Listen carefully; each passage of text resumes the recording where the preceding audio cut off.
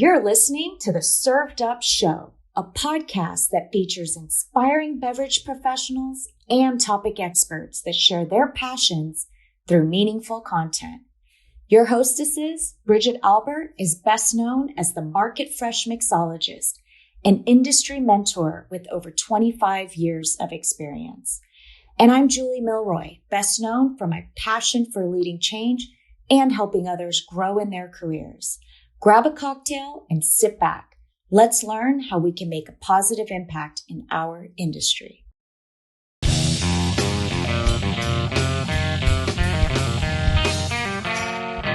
Hello, Served Up community. Julie here. On this episode, I'm thrilled to introduce you to Yanyn San Luis, better known as Yany. Yany is CEO of the Win Woman and expert in sales and negotiation, helping forward-thinking nonprofits and corporate foundations maximize revenue, impact, and effectiveness. Yany has taught her fail-proof negotiation framework to hundreds of marketing students at Florida International University. I guarantee her energy and passion will motivate you to learn more. You can find Yany on LinkedIn and her website, thewinwoman.com. Now sit back, grab your favorite glass of Ferrari Carano, and get inspired. Yany, thank you for joining us today. I'm so excited to have you on Served Up. Yes, Julia, it's been not that long since we last talked, but I'm excited to just talk to you more today about all the things good about social capital, women empowerment, anything and everything that we're going to talk about on Served Up today. Yes, I am so excited because, as you said, we've just met. God, when did we meet? I think it was a few weeks September? ago or a month ago, September. Oh my God. Time just flies. How serendipitous, as you say, that we sat next to each other at the FIU School of Business Power Up seminar. And we're going to get to that. But it was just so great to be able to sit next to you, meet you. And here we are with you on our podcast, sharing your story. So let's back up a few years. Tell our listeners more about you. Where do you come from? Where did you grow up? What was your family like? And how did you get to where you are today? Oh my goodness. This is like the tell me about yourself question on an interview. And it's like, which side of the story do I want to tell? So yes. And I don't want the resume yet. The resume comes. I want to know who is this woman as a human being? Love it. So for the listeners that are just either driving in or whatever, or even you can pop in popcorn, but essentially, so here's my story and a little bit about me. So I am proud to be born and raised here in Miami, Florida. I am Cuban American, so first generation Latina from Cuba. So my parents were born there, and I grew up here in Miami. And my background and just the way that I grew up, I'm an only child, and all my first cousins are female. So I have a really interesting story of when people tell me, how did you grow up and what did that look like? I have a really interesting story of I grew up around really powerful women. I grew up around my grandmother, Abuela Fifi, my mom, my first cousins that were all girls. So we were just this little, this girl crew going around and really disrupting things is what I would like to say. And so I think that that's probably part of when I, in the way that I grew up, disruption was definitely a natural piece. We have this saying in Spanish that is, the saying in Spanish is, calladita te ves más bonita. And that really essentially translates to when you are quiet, you're prettier. So it isn't saying silent. And I just didn't really subscribe to that. And I was really, as far as even going to church with my grandmother and things like that, I used to question, and I was curious. I was a curious kid. I'm still a curious adult, questioning things of why they were the way they were. I didn't really accept status quo. And so if I were to kind of just encapsulate my childhood and what has led me into my corporate, my even entrepreneurial journey, it's disruption and challenging status quo is at the foundation. And so that's just kind of like the story of what I'd like to share of, who I am and how I've come to be, essentially. That's amazing. I love it. Disruption, and I think we have that in similar because I grew up around a lot of women as well. My mom, her sisters, my cousin, there were, I have a brother and I have a couple, boy cousins, but it was really around a lot of strong women. And I think there's something to that. So that's great. Born and raised in Miami, you're still here. You're making lots of moves in South Florida. So what was school like for you? And then as you went into kind of higher education, where did your passion come and what direction did that take you? It's so interesting. School for me. So I am just true public school girl. I went public school all the way from my elementary school years to middle to high to even college, Miami-Dade alumna, and then FIU alumna. So I'm very much like Miami true and true. And I love that. I really like go Miami-Dade public schools. Yes, I am very much like Miami true and true. And I have to say, it's so funny because my husband is a Miami implant. So he came and we actually met on a political campaign, and we can talk a lot about that if we'd like and go down that rabbit hole. But I will share with you, he was born in DC. He's Puerto Rican and then grew up in Tampa. And I say this because there is the category of those Miamians who were born and raised and decided to come in. A lot of us, I think I subscribe to I subscribe to the philosophy in school where I loved where I love where I grew up. And I really want to take it to that next step and to that next generation of what Miami will be. Because I remember even going through school, I was highly involved. I mean, think about, this is an only child growing up in Miami. And if we want to start thinking about even like the connotations of the barriers, and not only that, but layer that into first generation, and then the expectations of like the immigrant story, right? And the legacy story. I think a lot of times what I was ingrained with besides, is legacy is what, the motivation to get up in the morning is, how am I going to be better than the me yesterday? But more importantly, how am I going to, like, my parents and my grandparents came to this country for betterment, to further, what their children, what their grandchildren will be. So it's almost like they ran that race, they passed the baton, and now it's my turn to like take it as far as I go. And so I think the first generation story, and that's what I love about, locals in Miami and what we are like, because it's that pride and that grit and that hunger of like, how are we going to, again, run fast and like, run as fast as we can to accelerate where we can be, so that the next generation, here's your turn to do it.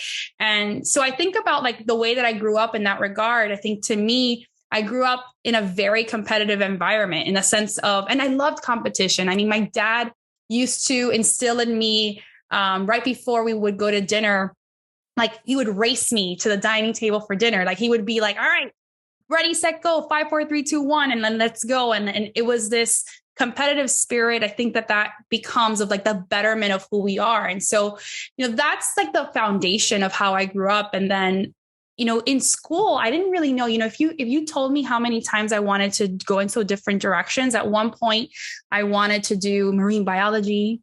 At one other point, I was like, I'm going to be a pediatric cardiologist. It was like this whole myriad of things. And then what I really enjoy, and I think I really figured it out, Julie, and what I really love to do was really, frankly, run my mouth, talk, and close deals. So those are the two things that I found out that I'd love to do. So my undergrad was really focused on, I was on the debate team in college and in high school and all these I was involved in extracurriculars and all the things.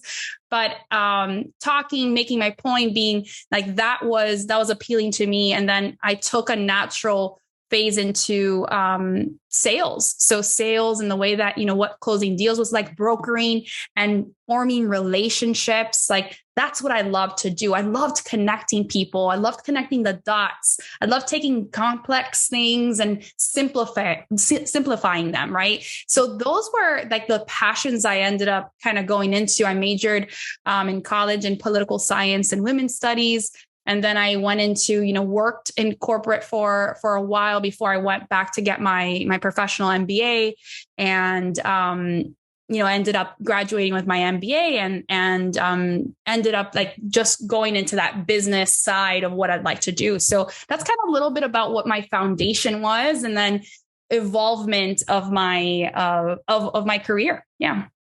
That is so great. I mean, I just love everything you're saying. First, it's just that recognition to the public school system, right? Mm-hmm. I mean, I think that's so important. My son is now, for the last 2 years, this is his second years in public school. We kept him he was in private school up until 5th grade. And it was something we knew we wanted to transition him into. And it's been just mm-hmm. one of the best experiences for us, and getting involved. And, he's now student representative for the 6th grade. So I love that you're saying that you were involved in all those different things, because that just reinforces, I think having that great experience while you're in school is so important. Absolutely. I feel that. And just to harp a little on the public school system, I think so many in this temperament and this climate, public school systems get a bad rap or whatever it is. And then there's a lot of perception. I do think obviously there's a lot of investment that should continue to, public schools is the core and foundation of this country in the way that, kids get educated. But more importantly, the biggest asset that we have are the teachers, those angels of human beings that are dedicating themselves to, frankly, foundationally forming, civilized and, contributing humans to society. And these are the people who are, frankly, in your formative years. And I have a number of incredible public school teachers that I can still remember with such joy, that, frankly, took a little girl from, I would say the Sahuesera of like, this is like now Spanglish, but essentially Southwest Miami-Dade, and, instilled confidence, instilled just, saw the potential of what I could be. And, teachers have such a huge piece of forming the confidence that students see in themselves and their work. Right. And so it's a matter of how, those are the individuals. And I have such pride in the educational system. I think you might know this as well, that I'm an adjunct professor at FIU, and, part of what I do, not only, in the business, but as I teach at FIU, is like, how do we take and how do we empower back the students within the educational system? But more importantly, how do we instill that confidence in them so that they can become better? There's so much that's going on right now, and we can probably talk mm-hmm. at ends for this, but there's so much that's going on right now with mental health, anxiety, and things, and people feeling, frankly, lots of doubt. And, teachers, professors, educators, and even, in the workplace, even if you're not a formal title of a teacher, bosses, employers, supervisors have this ability to empower and enable in a positive way the people that are looking up to them, how they're supervising them, but how they're teaching them, how they're mentoring, how they're sponsoring. And so teaching is ingrained in everything, whether it's formal, like in public school systems, or within the workplace. Yeah.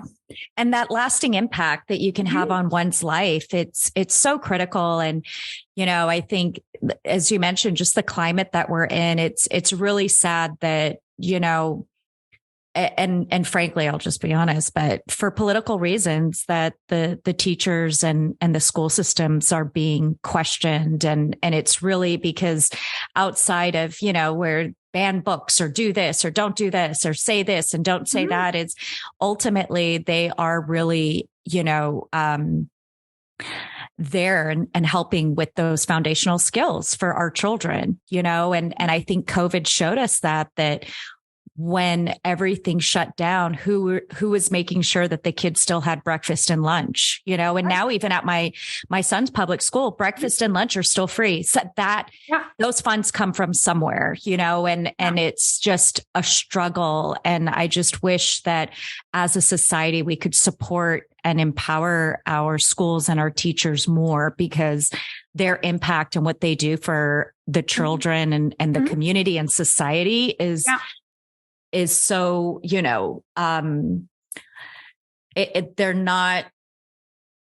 they're so much more deserving of so much. And I think that, the more we can recognize that and continue supporting them, the better. Right. Absolutely. Absolutely. And I think that it's just a matter of I think empathy has a lot to play here in the way that we, there's so many times that we are, and here's what I'm thinking about, even just like, reflective, how we reflect on the last 2 years that we've had, right? We're about to go into the third year of this new decade, right? 2023. And the first 2 years we've been managing a pandemic. Lots of things have changed. Lots of things have happened. One of the things I will tell you that I was grateful for in the pandemic, that I slowly see me almost kind of like slipping back into, where was that it took a minute when the world stopped in 2020 to just sit back and almost audit the things that I wanted to do and the things that were hard no's, that I was like, no, I don't have literally the mental capacity to do any more of this. Right. And I say that it's slowly slipping in, because I think as the world has opened up and more so, this year, 2022, it's almost like the schedule now is more packed than ever. We're still now going back to like the habits of like going back to back.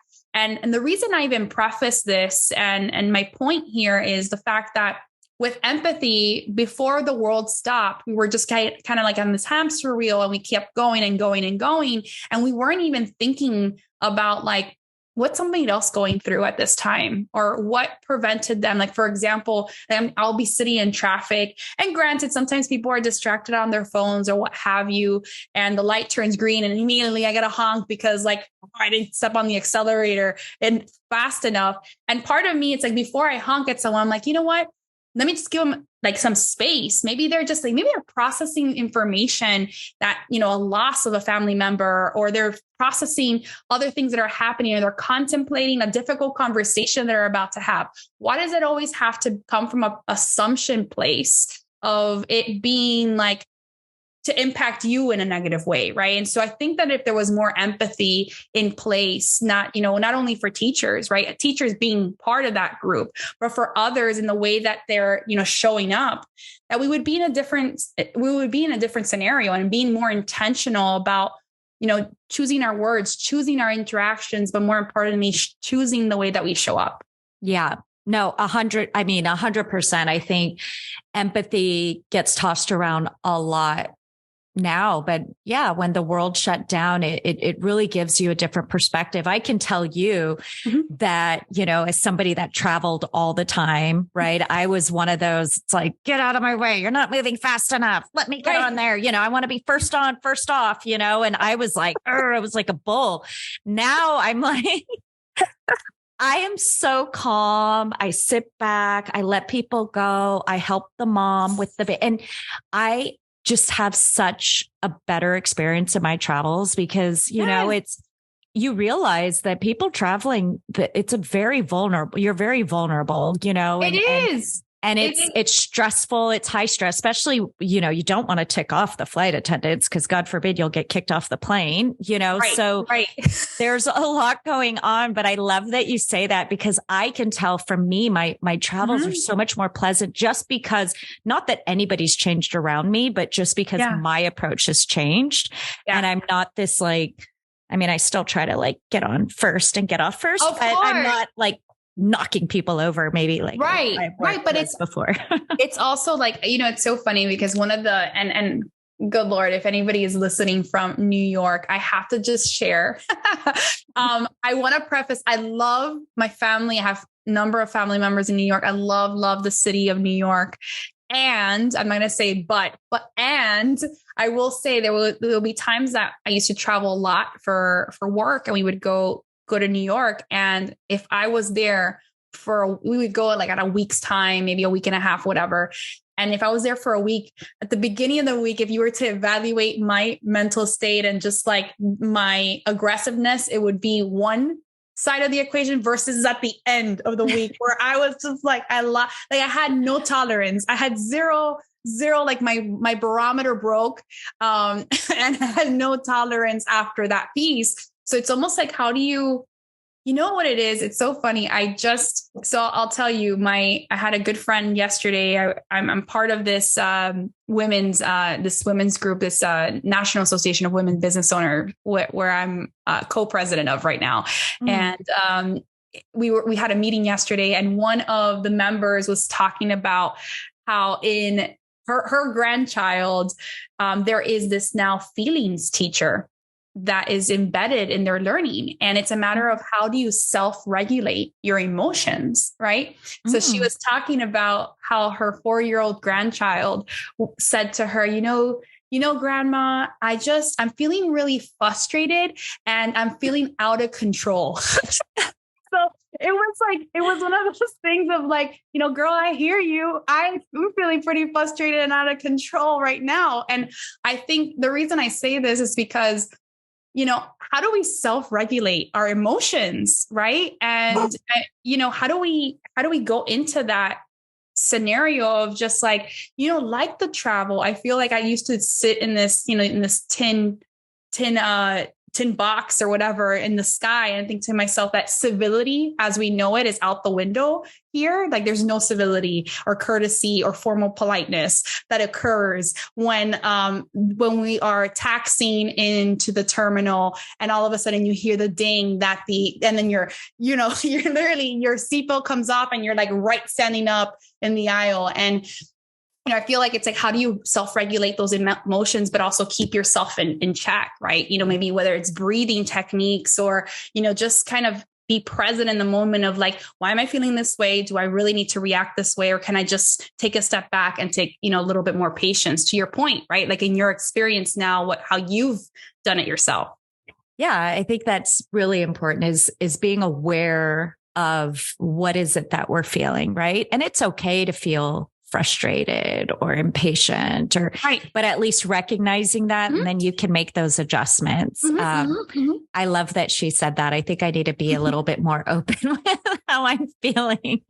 Right. A feelings teacher. Can you imagine just coming in? I'm where's my feelings teacher? Because I feel a lot of times, and this is the reality, as a first generation and just immigrant and everything else, you're told to kind of suppress and hold on. Hey, we don't have a minute to feel our feelings, right? We got things to do, right? For lack of a better term, we got things to do, and we don't have this time to process and this and that and feel and be in our emotions and move, and so you have to almost can we self-regulate and can we acknowledge how we're feeling for a second? Take a step back instead of just continuing to always push forward. And it's a little bit of a balance of those things, Yeah. And I think when you ignore feeling and I'm so glad this is the conversation's going this way because all the work that you do, for women advocacy, women in business, the Win Woman, all that stuff. And I want to know is that something that I ponder over all the time is don't be emotional. Don't have feelings. And I'm but I'm a human. I am not a robot. And I feel like as women and our generation, definitely the generations before me, when I think of my mother and then kind of, just the woman that have come before me, it's like, in order to excel in your career, in order to move up, you had to act more like a man, right? So whether it was finding suits or downplaying your femininity, and at one point, like really not being emotional, not being dramatic. And I have a hard time when people say, well, take the emotion out of it. And I'm like, but I'm a human. You're telling me not to be human. And what is the difference between emotion or passion, right? Like I'm very passionate how I feel. I have a strong belief in that. Could one interpret that as being emotional, and I think that there's this bad rap that when people say you're emotional, it's like, it's very demeaning. And I think that it's telling you to not be a human and to just put on this mask. Yeah. So I'd love to know kind of what you think about that as women being told, don't be dramatic, don't be emotional, don't be this, and, but then, with what you're saying is we all have feelings, right? We have emotions. I mean, that's what sets us apart from animals, even though I do feel like, I think my dog definitely has emotions and, and I'm very sensitive to that, but instead of saying, don't be this way, how do you, like you just said, how do you embrace what you're feeling? And understand what you're feeling and then make those decisions from there. So I'd love to just kind of hear where your thoughts are around that. Oh my goodness. There's so much to say there there's so much golden juiciness that you just dropped in the sense of what this topic is all about. So I'm going to tell you and just say, and I'll get back to you on the scientific source of this, because I've heard this and it's scientifically proven. So we cannot physically take out emotion, because actually we are emotional beings, period. Like that, to say, take the emotion out of it, is actually physically not possible. We cannot physically take the emotion out of anything. We can suppress it. We can bottle it down. But then how I see it, and listen, this might be a really, brace yourself for impact. What I'm about to say, maybe it's not a very poised way to say it, but the reality is I believe that if you decide that you don't know how to handle or process your emotions and you want to bottle them up, then you are going to be emotionally incompetent.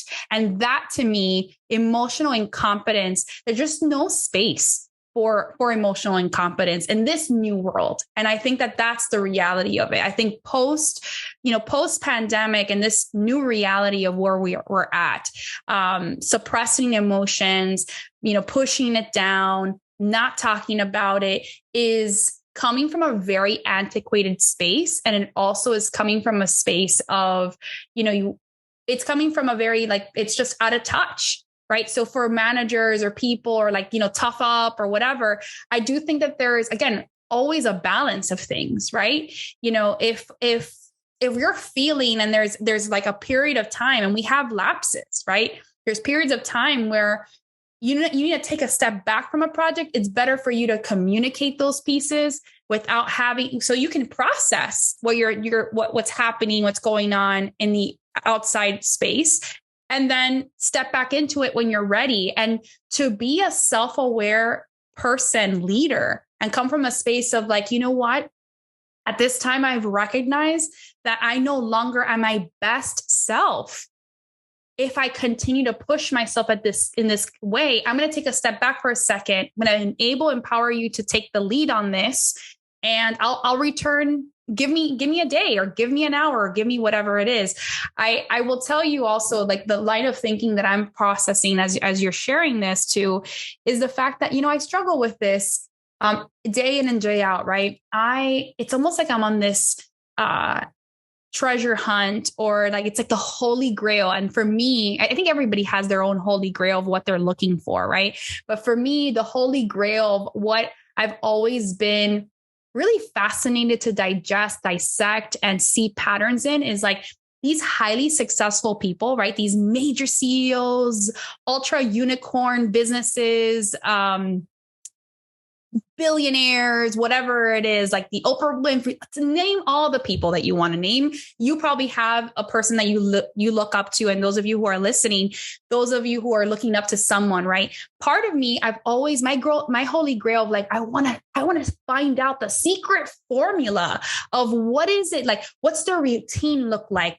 How are they waking up? Like wake up at 5 o'clock in the morning. And this is what we're doing. We're meditating. Like, I'm going to tell you, this is exactly what my process is. I wake up every day at 4:30 in the morning, right? It's just naturally my rhythm of like that. That's just, I don't have an alarm. That's just naturally how I wake up. And there was a period of time that I was in this pattern, right? Where I was, all right, I wake up, I meditate, I pray, I journal, I exercise, I read. Like it was like a matter of like, it was almost formulaic because this is what successful people do, right? This is like get up in the morning, do all these kind of things. And then the pandemic hit and I was like, and I started doing it. And I'm just a natural, again, disruptor, right? Of the status quo and everything else. And I rebelled. Julie, I rebelled because I'm like, no, today I don't feel like it. I'm tired of journaling. I'm tired of like my gratitude journal. Yes, I'm gratitude. I'm breathing and I'm alive, but like, I'm tired of it. Like, I just want to feel tired today. And I don't want to do this rhythm. And so I feel this way because it's like, feeling emotions for such a long time. And I love Brene Brown. Brene Brown is an incredible emotional intelligence researcher and a number of things that she's researched, right? She's fantastic. And one of the things that, she did, if you haven't all captured her, she did an incredible talk on vulnerability, years ago and things like that. But most recently in her latest book, Atlas, to the Heart, I believe that's the name. Don't quote me on that, but her latest book, she's talking about a little bit about, a lot of times when people tell you to feel, the only emotions that are okay to feel are good emotions. And then you suppress the remainder. Like you suppress emotions like envy, emotions like disappointment, emotions like bittersweet. It's almost like we don't get to feel those things. And it's unrealistic because again, scientifically, as I mentioned, she actually might have been the one that mentioned it as I'm thinking through it. You can't lack emotion. And if you do lack emotion, I believe that there's a mental health challenge at that point. And you need to seek it. There's not physically, you can't do that to just suppress and to almost like embargo these negative feelings, quote unquote, right? Is almost like we're going against what's natural, right? So if what I see it as almost, Julie, is, how can you set better boundaries, frankly, and set better self-awareness? Like one, be self-aware, but two, set boundaries with others and say, I'm going to need a minute. I'm going to need to take a minute to step away and just kind of literally remove yourself, whether it's you're in a room and it's, in a hostel or whatever it is, just to take a step back and recognize that we're not robots here. Mm-hmm. You can't be like doing this, over and over, repeating this routine, and not reacting. There's things that are going to come at you, from different spaces, environmental things that are going to happen, hurricanes, crisis, whatever it is. And you can't feel like there's no compassion for yourself or even just the pressure that you put on other people to feel these things. So that's just where I'm going in my head in the way that you asked that question. Yeah, no, I love that you're saying that because I think as we get taught, right?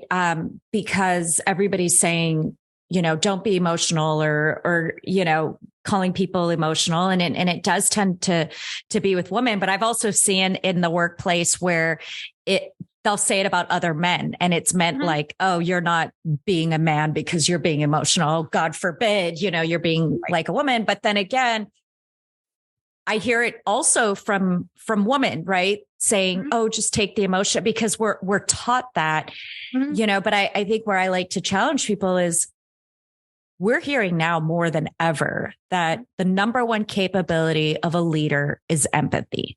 Yeah. Right. So we know that that works. We know that empathy works, but yet we're still saying, cut out the emotion. So I think the more that we have this open dialogue, and then we also realize that, and we recognize that emotional, EQ, right? Emotional intelligence is more important than ever. Mm-hmm. So I love that you say that. It's like, oh, if it's good emotion and you're excited and happy, then yes, please share. Yeah, do that.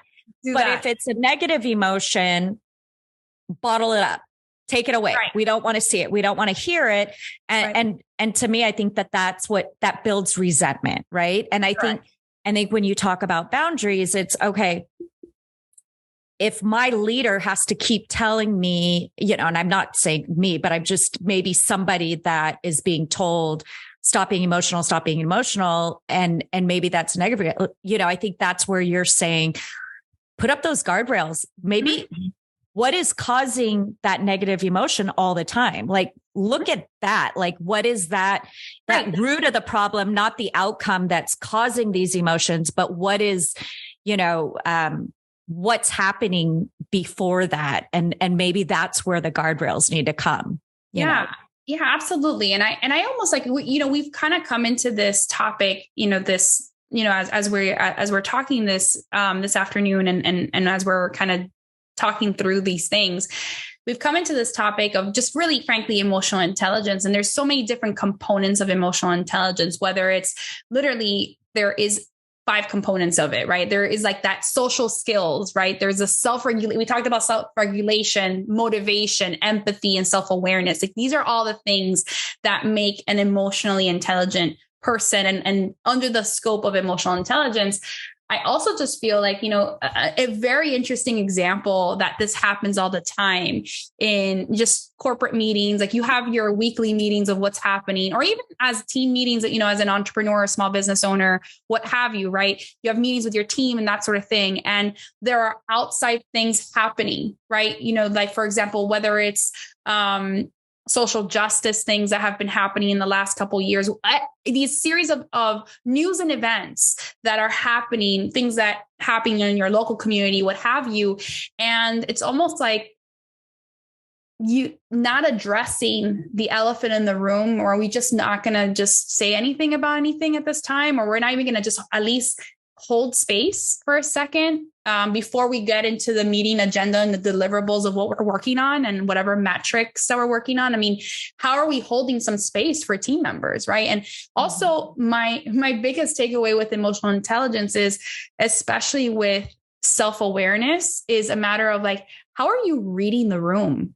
How are you coming into situations, whether environments, we all feel it. I don't know if I'm sure you have felt it ever at one point or another, or people who are listening to this later on have felt where, that when you walk into a room, like if it's like, ooh, it's really heavy. It's like, you can feel like, you can literally feel it. You can say, oh, people are, it's like, it's negative, or excitement. Like, you can read the room in those like opposite ends of the spectrum. But how are we consistently reading the room, like in the way that engagement happens, right? How are we reading the room when we feel like, we talk about the fact that right now, it's been happening for years. It's not right now. They just decided to coin it.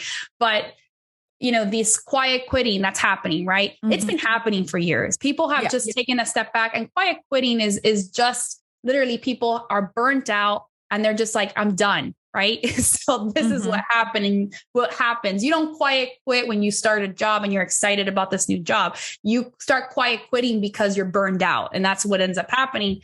But I say this with now this coined of what's happening right now. It's like, how are you recognizing some of these signs as a leader in your teams of, when you're noticing signs of apathy, when you're noticing signs of people disengaging, not talking a little bit more? How are you noticing these pieces and like stopping whatever it is, the agenda? Because guess what? We're going through a talent war. It's been going on for a while, and people, frankly, Julie, have options, right? So it's a matter of like, retaining your current talent is about how are you meeting them where they're at, and how are you actually pausing whatever the daily, like the business as usual, and just literally connecting with people, or quite frankly, this is a unconventional thing, but resetting goals and priorities to address the immediate need of whatever your team needs from you. So I think about that because that's a lot about,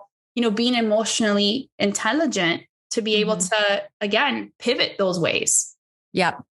Exactly. I mean, as you know, there's so much going on, right? I mean, we come out of COVID, working from home, back to the office, more and more, people going to the office. So it's like, okay, we're all here. Now what? Right? Everybody just go to their desk and grind, or are we really going to take that opportunity, because it's so important to bring people together to actually be people and hear from our people and to maximize that time that we're together. Right. I think one of the things is like everybody just kind of wants to go back to what it was before, where everybody shows up, you see them, but everybody kind of goes and gets buried into their office, into their computer screen, and we're back to normal. It's not normal, right? So we're back, we're together, we're in real life. How do we maximize that? How do we just look at each other and say, how are you doing? Yeah. What is going on? How can I help you? How can I help you thrive? How can I inspire you to want to put your best foot forward and to be excited about the work that you do and the contribution? Absolutely. And it's so interesting. Like the first thing that pops into my mind every time I'm thinking about like the, even like the language, I used to think of like a return to work, right? Like as if people weren't already working 100-hour weeks. I remember thinking to myself, like some of this language that was happening, as this transition has been occurring. But you know what? I'm going to just share with you, my initial impressions of the reason why sometimes managers and corporations want to return to normal is because you actually have to make an effort to build a relationship with your team in this new environment. So normal would be, it's easy for everybody to come here, come to me. Making an effort in trying to meet your team where you're at in this new environment is there, it takes effort, Julie. It takes effort to actually meet your team where they are. It takes effort to really change is hard. And I recognize that, but it's a matter of like, how are we growing together and frankly, coming to the reality that it's not going to go back to that. And it's a matter of how you fix into what the future of work is going to be, right? When we're talking about now, millennials make up the majority of the workforce, and the influx of, Generation Z and then, the millennial generation are taking on, some more of that personality of what's some of these demands essentially of what are happening. And I'll be candid for the listeners and for you. I'm a millennial, so I'm an elder millennial in that regard. And I will share with you, we were, noted for so long of like, how dare these people, they don't want to work all these hours and they stand up for themselves to ask for more pay. And like, these are all things that I think about even now as I was going for internships. And then this is just like the generational pieces of what, frankly, every generation adds and contributes to society. It's not just millennial and Gen Z, Generation X and boomers and beyond. But it's so funny because I remember all my first internships were, I was an unpaid intern, like unpaid, like that's just free labor. That doesn't happen anymore. I don't think. It doesn't. No, in fact, it's illegal. Like you should not. Right. And so I think about that because I think that we got to the point where we complain so much on our generation of like, this is absolutely ridiculous. I'm having a full-time job and all this kind of stuff. And there's like this generational, like paying your dues and like all this kind of stuff. And then we were like, no, this is ridiculous. Why are we doing this? We were, again, disrupting that status quo.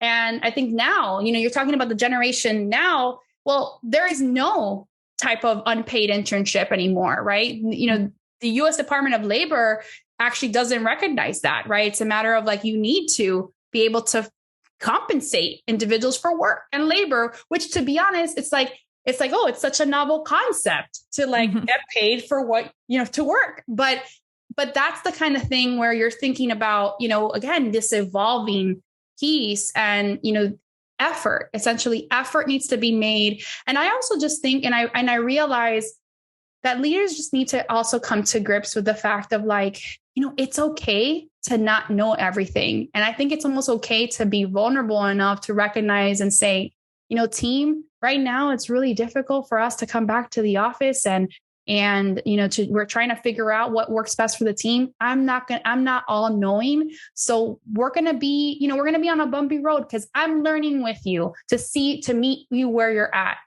And we're going to just try some things, right? Like come from a place of like, I make mistakes too, and own that piece versus a place of like, everything needs to be perfect and presentable before I'm all knowing as a manager or a leader to lead a team effectively that way. Yeah, 100%. And I think with that vulnerability, with that type of dialogue, right? That's what builds that trust, that mutual trust, and be able to talk those things out. And I think you're 100% right. I'm right there at the cusp of Gen X and millennial. And I remember I'm a Zennial. Yeah.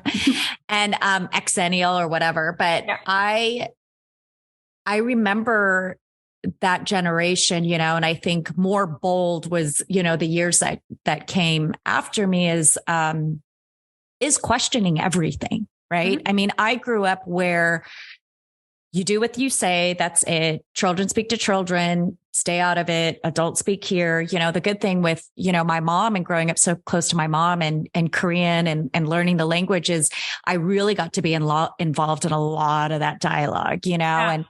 and it's, just being empowered to question. And I think you're absolutely right. This new generation of that, the younger workforce coming out regardless of what the processes and systems or ways of working were before, it's a new world, and this new talent is coming in, and it's not necessarily how much am I making now? It's about culture. It's about work environment. It's about the people am I going to be challenged? Am I going to be able to contribute? What is the value that I offer? It's all of these qualitative things that make people engaged and want to put their best foot forward. And it's not just rigid quantitative. Yeah, absolutely. And it just becomes also the fact that like, this is where you invest in, and this is where I see the future of work as well. I mean, we have a business and we're a team of, we're a growing team of 12 individuals, and we have about 27 different specialists and subcontractors that work with our business. We're in the social impact business, essentially, right? We're impacting corporations in CSR and ESG, and we're working with nonprofit organizations in really furthering and developing their fundraising techniques and how they're raising capital for their organizations. And so I say this because, I had this conversation with, our nonprofit clients and all the time, in the sense of how you're retaining talent, right? And this talent pool. And I'll tell you, as a big employer, right? I have the spectrum of generations on our team, with the majority of my team members being Generation Z. Right. And it's interesting because the reality that I've noticed, and this is where I've just come to grips with, is the fact that Generation Z, and as a profile of just all this piece, right? And here's the thing. I'm also very much, because I'm a professor, an adjunct professor at FIU, I have an opportunity of just kind of seeing the generations in action, right? In the way that they kind of are molding and like this, like the brain of the generation in a way, in a very, very limited scope, right? In a usually immigrant, that type, there's a number of things, first generation population type scope. But one of the things that I'm realizing is like, how are you, the game here that we're playing to retain talent is, how do we build loyalty? right? And building loyalty is not just like, how do you instill loyalty? And to me, I will tell you foundationally, when I think about values and when I look for team members, is like, how am I going to, it's a two-way street here. And it's more so on me to continuously make the case on why you should be loyal to us, right? Why should you pour in your efforts, your talents, your expertise to us and not the other way around? Right. And not the other way around. And I say that because I am very cognizant, right? There's team members of mine who work on our team, and I'm super grateful for, and they also have their own business, and we're just transparent about that. And it's a matter of like asking those questions like, hey, how's it going for your business here? And I just saw somebody that I want to connect you to and refer you to, and like building that ecosystem of like, it doesn't need to be in this box of, this is just the only role that you play in your life is the work that you're doing for me. Whereas there's so many different hats that my team plays, whether they're mothers, whether they're parents, whether they're daughters, their siblings, they're business owners, they're also here. Like there's so many different roles and labels and things that they play. Roles, I say roles, not labels, but roles that they play. And it's almost like, how can we meet them at those roles? And frankly, just have an open, transparent conversation, because a lot of times, the workplace, and I say pre-pandemic, because I do think it's that pre-pandemic, it was like this assumption of like, well, this is your end all be all. And from, I know we're both sales gals, right? We come from that industry where it's very cutthroat, frankly, cutthroat. You're as good as your last sale. That's exactly it. You're good as your last sale. What have you done for me lately? Right? Like we almost don't even celebrate our wins long enough, right? We close a big account and then we're moving on to the next one, right? Even from that space, you have to kind of come from the place of like pausing and you're just thinking, taking inventory of, okay, like, yes, you're not just this, right? And I say that because in that industry, in that space, and for those sales gals and sales gentlemen that are also living in there, sales, right? This industry is a 24/7, 365 job, because I know that if a client called me or an account called me or a donor when I was raising money called me on a Saturday night at 8 p.m. and I know that I was going to solicit them for a gift, or I know that was going to close them, I was going to pick up the phone. There was no boundaries. There was no anything. And it was a matter of just like, you got to set the pace as the leader of those teams and as a leader in those industries and saying, no, guys, come on, let's shut off the phones, or, hey, no calls over the weekend or the holidays, but you're sending out emails at 11 p.m. at night. And of course there's anxiety that comes on that. Like you can simply send that schedule to send that email to go out tomorrow morning at 8 at a reasonable time. Like we have scheduling systems now. There's no excuse here to kind of create this corporate or even business type anxiety to have this, like, people need to respond now. Right. And that's the type of piece that we have to start thinking through how we're leading teams these days. Yeah. Yeah, it's a totally different world. I mean, I was at an event a couple nights ago, and one of the young ladies that we've become good friends, she works for the organization, and she is definitely prime Gen Z, super successful, like, running a fund, a venture capital fund with like 5 of her college best friends, plus like has this athleisure company and has like an RTD tequila go and doing all these things. Right. And and it was funny because me and another woman we're talking to, we're like, oh my God, like this is the future that, is having.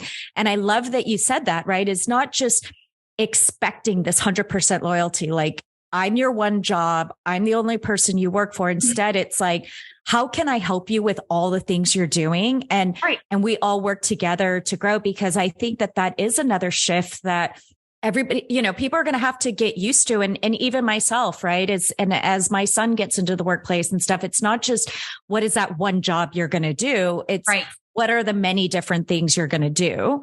What makes you happy? What pays the bills? What does this? And it's okay. And I think that as we get into this very tech-driven world, where information is at your fingertips, where we can do a lot more than we've ever been able to do, why do we need to limit ourselves to just one?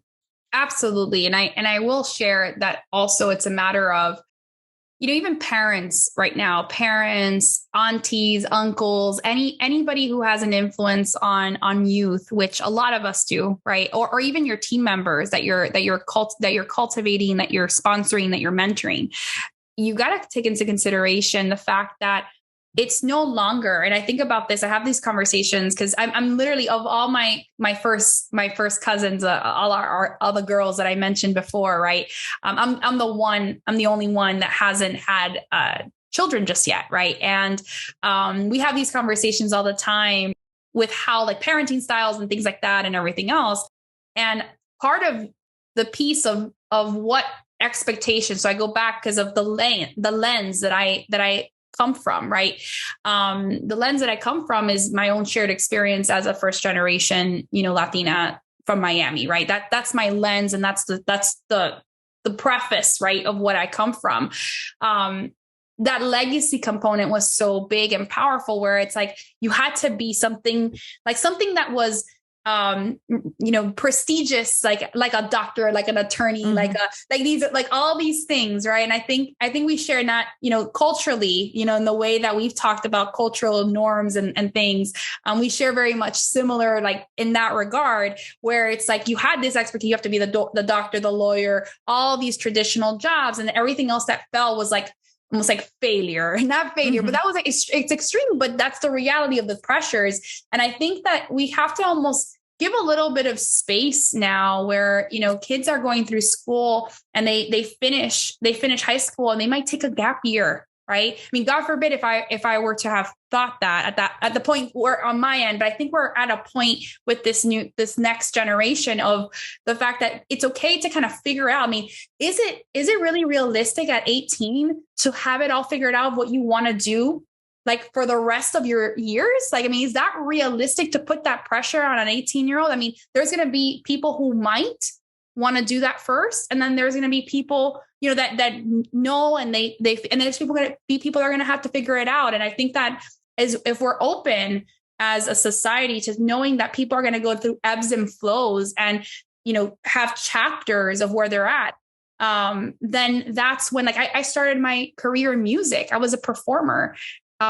Before I was a performer, and then I went into entrepreneurship. Then I've had phases of my career. And I think it's a matter of just coming from a space of acknowledging that people are within this chapter. And if they've selected to be in your employ, or they've selected to be part of your team, then let's enjoy that journey of them being part of the team versus having all these sets of expectations that they're going to be here for 10, 20 years, and moving on that way.